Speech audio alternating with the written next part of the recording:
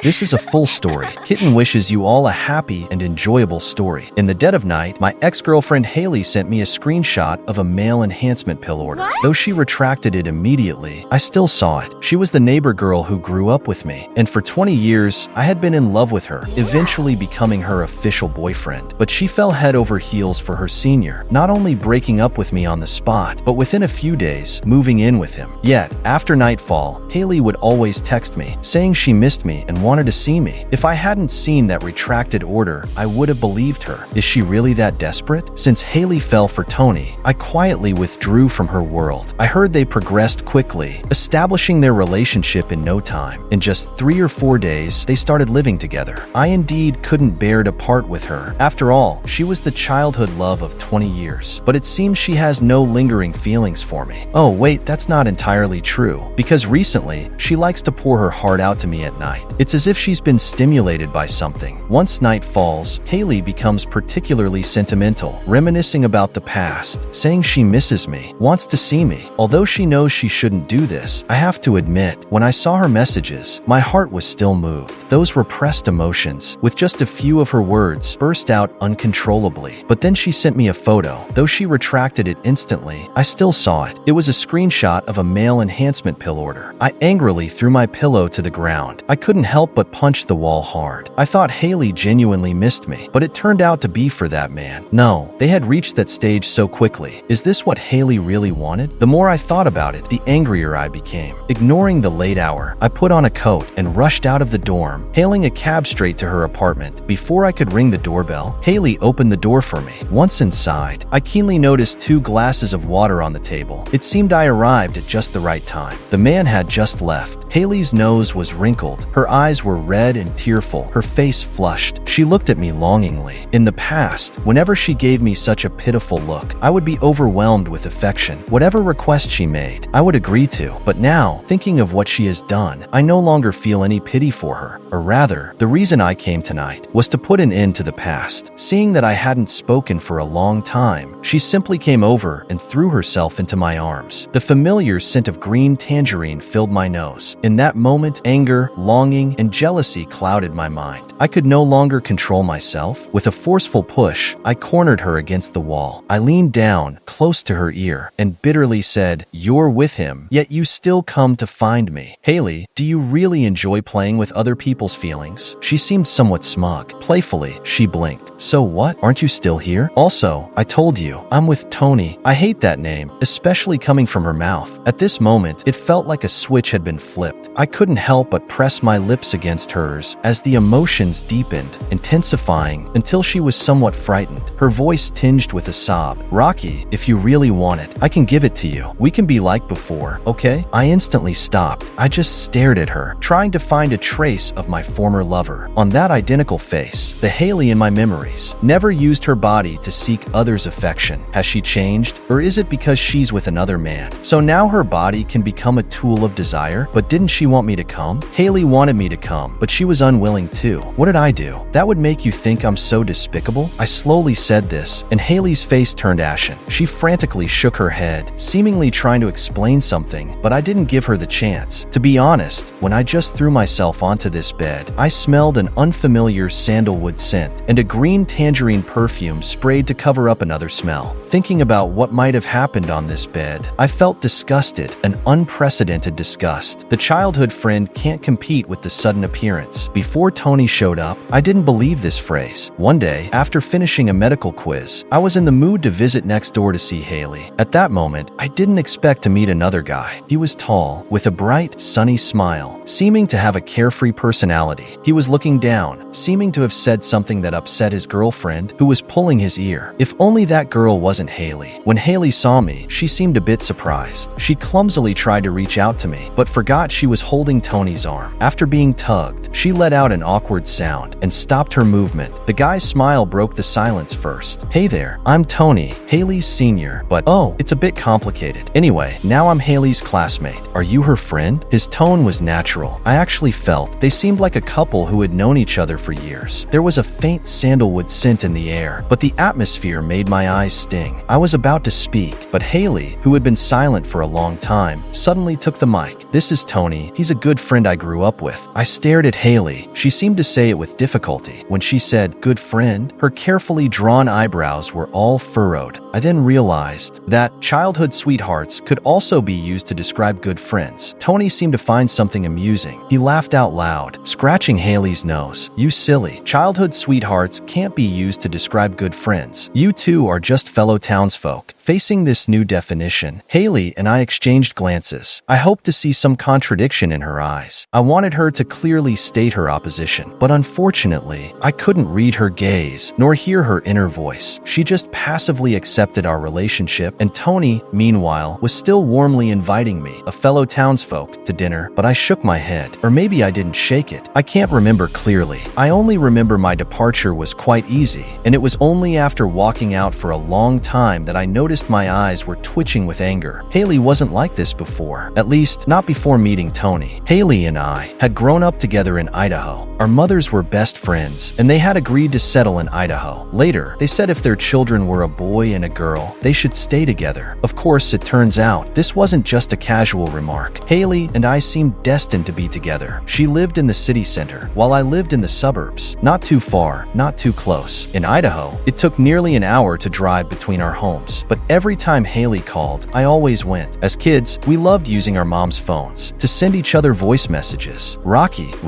yesterday, Mom and I went strawberry picking. We have 2 big baskets. I saved one for you. Mom said, strawberries are everywhere. It's so far and troublesome. But I shook my head and said, if Haley calls, I have to go. Mom just sighed and caught up with Haley's mom. Meanwhile, I happily ate the strawberries Haley prepared for me. Of course, I let her have the best parts. Looking back, it seems I learned those pampering tricks very early on. Every time we had watermelon, I would dig out the sweetest piece first and give it to her. The first slice of fruit always went to her. I knew she loved seafood but hated shelling, so I would always peel shrimp and crab for her, placing them in her bowl. When I was sick, she would insist on being sick with me, and when she actually caught it, I wished for her to get better quickly. During winter and summer breaks, we would act cute and call each other's mom's mom. After their trap of having both a son and a daughter was set, we took the chance and moved into each other's homes. As kids, we didn't understand. We even thought each other's parents were our own. We were the happiest children in the world because we had 2 homes. Haley said, no, it's 3. When we grow up, we'll have a new little home. I didn't feel shy at all. It was just how things were meant to be. So, we went through middle school and high school together. When we reached university, I was studying medicine at Johns Hopkins University in Washington, and Haley was at New York University studying chemistry. Everything was just right. With this progression, wasn't our future clear and certain? When did everything start to change? Ding dong, a phone notification. I opened it. It was from Haley. I brought you something to eat. I almost immediately turned around. Haley ran over, buried her head in my chest, sniffing. She smelled of barbecue mixed with spicy hot pot. Haley had brought me my favorite pastries, but I didn't want any now. I needed an explanation. When it came to Tony, Haley seemed uncomfortable, but this needed to be resolved. Her eyebrows furrowed again, looking pained. She said cautiously, but the words were so harsh. Rocky, I don't know why, but when I met Tony, I seemed to become someone else. I can't control my actions or even my emotional changes. Can someone really change your entire mindset and actions in an instant? I've never felt that way, and I couldn't bear to hear it. Why has Haley become like this? I smelled the hot pot on her and a faint sandalwood scent. So, you just finished dinner with him, and now you come to sleep with me? I took a deep breath, pulled her out of my embrace. Haley, you really disgust me. After saying this coldly, I turned to leave, but Haley grabbed me, trying to get back into my arms. I never thought the girl I cherished would have such an unclean side. The person I once loved most had become the person I hated most. Haley, leave. Don't force me to curse you. Guys, I've broken up. Back at the dorm, after some reflection, I chose to announce my breakup. The reaction from my roommates was not as intense as I had imagined. They calmly accepted the fact that Haley liked someone else. Haley, you two were together for too long. It's time for a change. Yeah, this weekend, we'll take you out to have some fun. You've just seen too few girls. Yeah, there's no one as nice as you. Their chatter drowned out the pain of the breakup. So, the 20-year relationship with my childhood sweetheart seemed so light and insignificant to others. I went to a nearby bar with my roommates. In the vibrant atmosphere and under the influence of alcohol, I gradually escaped the sadness. But the next moment, I heard a familiar familiar whining sound from a small dog. Before I could turn around, a dog's nose nudged my palm. It was Buddy. Buddy's small head kept rubbing against my hand. He looked up at me with watery eyes, seeming quite aggrieved. Seeing him, I suddenly thought of Haley. I always said Buddy was ungrateful, but actually, Haley was the most ungrateful. This thought, I was startled. How did Buddy get here? He still had a leash on. Is Haley around here too? My heart skipped a beat, and I quickly looked around. Sure enough, I saw Haley and Tony not far away. Tony was standing in an extremely awkward pose. As a man myself, I could almost confirm he had suffered a severe injury down there. I felt a perverse joy, even wishing he would be rendered impotent. Tony seemed to see me. I heard him point in my direction, saying, "Buddy's over there." Then Haley turned her head towards me. What was her reaction? I admit that when she turned around, I still harbored a glimmer of hope. I hoped to see the Haley from the past. Unfortunately, it wasn't. The past is past. Her eyes seemed to flash with a glimmer, but then it was back to that same troubled look. She was still conflicted. She quickly picked up the leash handle from the ground and handed it to me, saying, "Rocky, please take care of Buddy for a while. I'm going to the hospital with Tony." Then she added, "Buddy scratched her." I looked down at Buddy. Buddy gave a small whine, raised one paw, and nudged me. I scratched Buddy's nose. "Damn, Buddy, you really went for the balls?" Buddy seemed to understand, wagged his little legs, and gave me a smug smile. Maybe he's just as indignant as I am. Since Haley and Tony got together, during the day, we silently avoided each other's chat lists, but at night, Haley would message me with some sentimental words she never used before. Although I rarely replied, I would read them, but I didn't expect today's message to be a screenshot of a Viagra order. Maybe it was a mistake. Even though Haley retracted it immediately, I still saw Viagra. Everyone knows what that's for, especially since I'm a medical student. After the retraction, Haley started changing the subject, saying she missed me and hoped I could spend the night with her. Given her series of actions, I could only come to one conclusion. She needed a man, and her man wasn't enough. In a rush, I took a cab to Haley's apartment, but her pitiful and half-hearted demeanor made me feel sick. I still couldn't bring myself to confront her. Realizing she still had some influence over me, she adjusted her torn clothes and quietly said, "Rocky, I've packed your things and left them on the second floor." "All right, I'll take them tonight." I interrupted her, turning without looking back, heading straight for the second floor. This small apartment was bought by Haley's dad, and I occasionally stayed there, so my things were still there. When I first entered the door, I noticed that the living room on the first floor was completely devoid of any trace of me. The slippers at the entrance had been replaced. After coming out from the bedroom on the first floor, Buddy followed me up to the second floor. The door to the study was slightly ajar. When I pushed open the door, a familiar orange scent wafted out. Haley's study was very cozy, with two large bookshelves, a warm, sunlit desk, and a small vase on the desk containing dried loris roses. Everything was in black and white, minimalist style. The bookshelves were filled with English books and some of her favorite leisure reading. The desk was also tidy, with a novel open on it. I glanced briefly at it and found it was a campus romance novel, something she had never read before, because she felt they were less real compared to us. It seems that sweet romance really can change a person. A pang of bitterness arose in my heart. I can no longer be certain how well I understand her. There was also a notebook nearby, which seemed to have many pages torn out. What was she writing? Does reading romance novels require jotting down thoughts and notes? I forced myself not to dwell on these thoughts. In one corner of the desk was my black suitcase. I took the suitcase and opened it. It was packed full of my belongings, from clothes and slippers to toothbrushes and socks, all neatly packed inside. Haley, oh Haley, she's always been smart. Tonight, she definitely wanted me here. First, to return Buddy. Second, because Tony was injured and she might want me as a backup. And third, she probably wanted to make me see my own status. Good. She played her cards well. They say men don't suffer in relationships, but I think a woman who no longer loves can be even more ruthless than a man. But the one who never entangled was never me. I should have cried, but I wiped my eyes and had no tears. Buddy tilted his head and looked at me. He probably didn't understand why. His old master was standing here in a daze. I took a deep breath, picked up the suitcase, and went downstairs. Haley stood timidly at the bottom of the stairs, silently looking up at me. I took one last look around. This place that was once like home. This was the final goodbye. As I lifted the suitcase to leave, I saw Haley seem to want to get up. The suitcase was indeed blocked, but it was actually blocked by Buddy. In this silent battle, I was the one fleeing in a hurry, and Buddy was defeated by the other side. He must be resenting me in his heart. I squatted down and picked up Buddy and pressed pressed his face against mine one last time. Then I handed him over to Haley. Promise me you'll take good care of Buddy. I completely cut off contact with Haley, unilaterally, even though she continued to message me at night, sharing her daily life, her studies, and Buddy. She never mentioned Tony, but we all knew Tony was always there. October 21st was Haley's 20th birthday. No matter how unwilling I was, the day still came. My former beloved's 20th birthday turned into a curse that entangled me. I didn't want to have anything to do with her anymore, but deep down I still hoped she would say something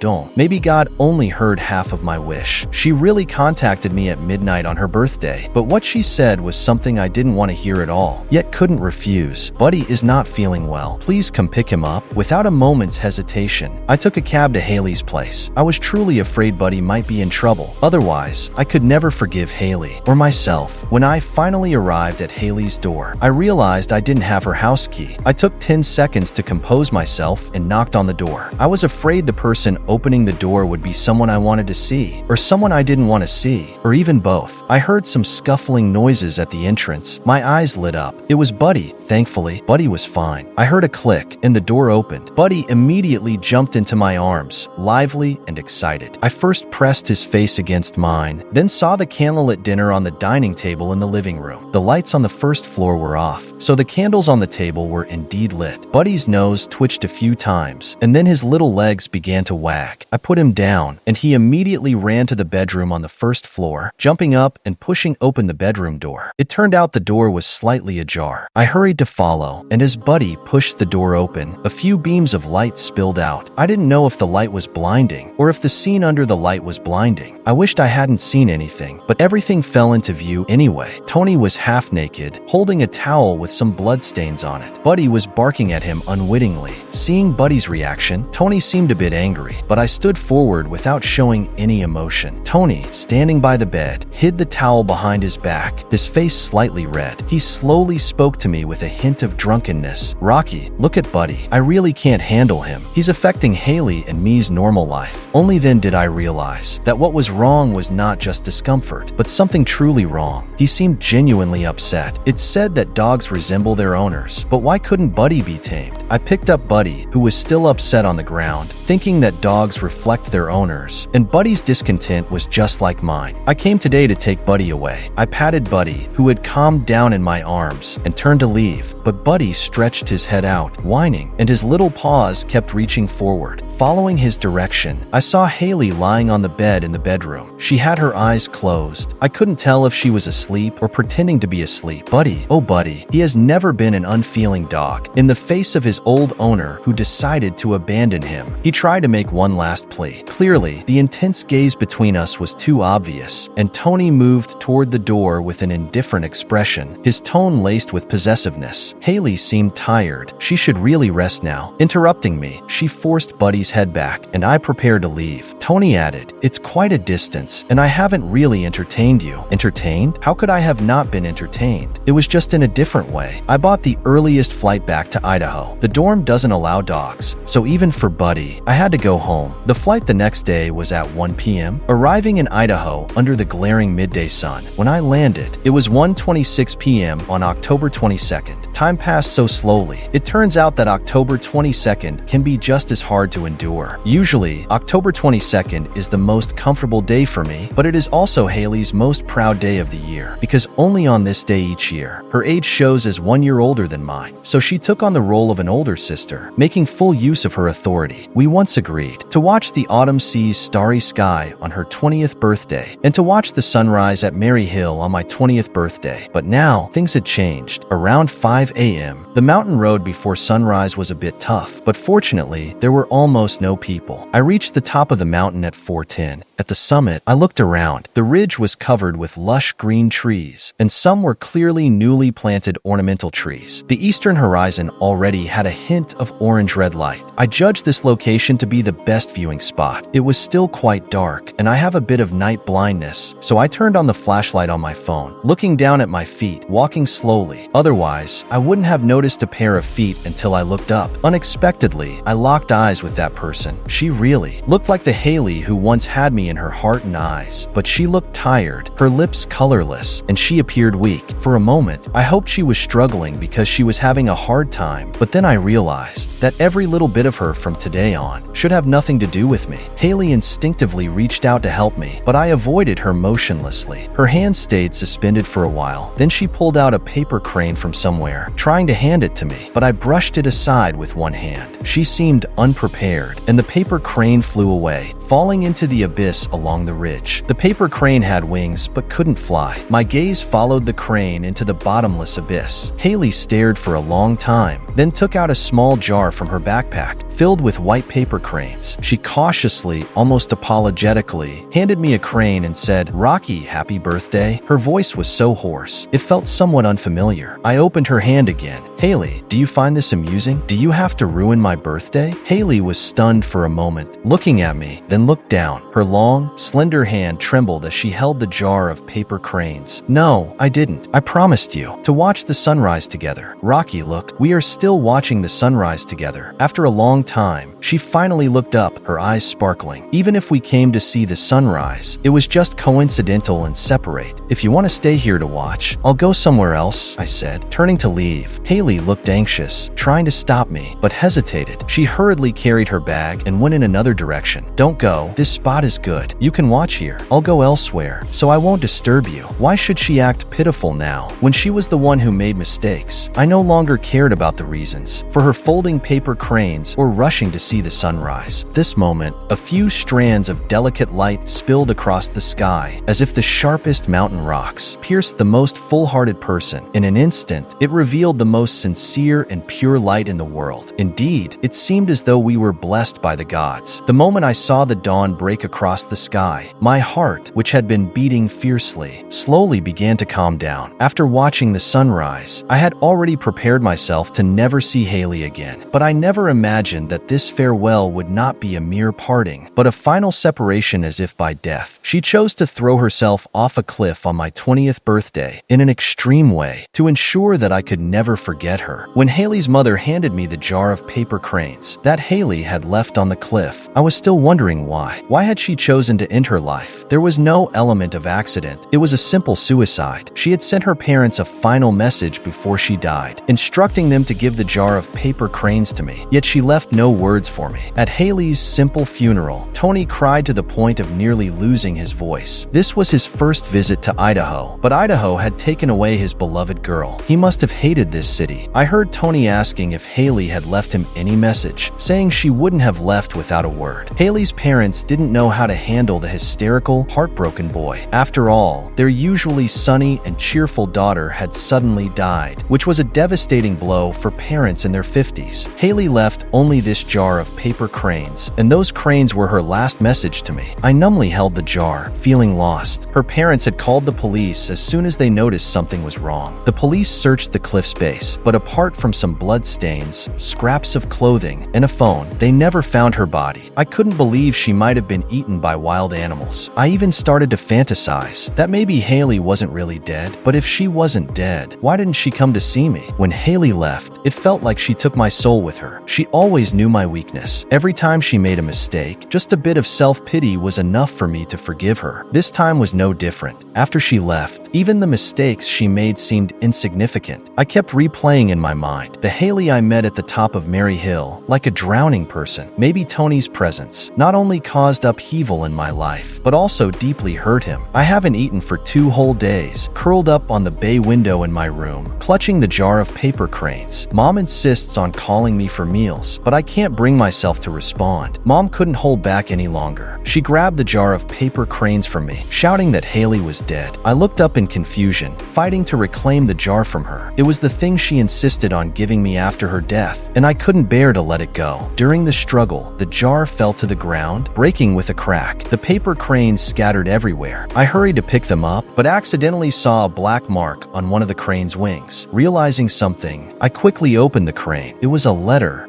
revealing all the truths. Haley never left me without a word, and this time was no exception. Suddenly, I felt a surge of energy. I hurriedly unfolded all the paper cranes. What I received was not just a letter, but Haley's diary. The pages of this diary piece together a heartbreaking story. October 8th. Today, I made Rocky angry, but I couldn't seem to appease him. I know he's waiting for an explanation from me, but my explanations only make things worse. I don't know how to start. Even if I tell the truth, I don't know where Tony came from. He's a repeat student from last year and suddenly joined our class at the start of this school year. I had no special feelings for him, but I couldn't control myself. He really affects me too easily. I hate it when he touches my head, but I can't even push him away. Maybe seeing Rocky would be good. I miss him so much, but I ended up saying Rocky is just a good friend. The word boyfriend is stuck in my throat and I can't say it. When Tony is around, I feel like I'm not myself. I couldn't refuse his invitation and had a torturous dinner. When he left, I felt relieved and immediately went to find Rocky. Rocky left without saying anything. He probably didn't have dinner. He must be angry with me. I'm angry with myself too, but the whole situation is so strange. I can't make sense of it. Explaining will only make things worse. What should I do? October 10th. Tony somehow found out I don't live in the dorm. He insisted on coming to my house, but that's Rocky's in my home. Who does he think he is? Because of him, Rocky has stopped talking to me. I hate myself for being like this, but I still can't refuse him. He came to my house and immediately put on Rocky's slippers, saying the size I bought fits perfectly. I wanted him to leave. He dirted Rocky's slippers and spent a long time cleaning them with disinfectant. Buddy didn't like him either. He even dared to say Buddy was fierce. I had a premonition he would come again, but I couldn't stop him. I wanted to call Rocky, but I couldn't control my actions. I had to clean up Rocky's things quickly. He made a mess of the house. I found that whenever Tony was around, I couldn't control myself. October 11th. It's unbearable. As long as Tony is around, I'm like a little spoiled wife. I can only be myself when he isn't around at night. I really miss Rocky, and I miss being my old, free self. I greedily text Rocky, but he never replies. He must be heartbroken by me, but I can't go to him. Last night, I had a dream that I was living in a world of childhood sweethearts overshadowed by a sudden romance, and Tony was the so-called romantic arrival. I woke up and searched for a long time, finally finding a similar novel. I didn't see the ending, but the character's information matched mine perfectly. Although there were sometimes discrepancies, the whole story was so familiar it was suffocating. I flipped through the entire novel and didn't find any mention of Rocky's fate. The whole story only had a light line. Childhood friends growing up together. How could he understand our feelings? So would Rocky understand me? The book didn't mention whether he would spend his life with someone else. October 12th. The contents of the book might be true. Buddy has started acting strangely. He sometimes even bites me. He feels like I'm not myself anymore. I must find a solution quickly. Otherwise, according to the book, I'll drift further away from Rocky. I'm starting to lose control of my thoughts. Will there be a day when I really become Tony's bride? If that happens, I'd rather die. The words "I'd rather die" were written and crossed out several times. October 13th. Sure enough, he came again. He rummaged through my things. Fortunately, I had already packed Rocky's things. The written diaries were all torn up and folded into paper cranes. This time, he even brought another air freshener. He said he didn't like the bitter orange scent, but this is my home. It's my home, and yet I can't be in charge. I've stopped being myself. He insisted on using a stick to train Buddy. I hurriedly pulled him away, but he said he would take care of himself and told me not to worry about him. But I wasn't worried about him. I was worried about Buddy. Buddy gave him a fierce scratch on his pants. It seems the developments are just like in the novel, though Buddy's scratch was much stronger than in the book. It seems he really dislikes Tony. Perhaps Buddy hasn't been completely affected by the book. I suddenly thought, since Buddy can deviate from the original storyline, maybe I have a chance to.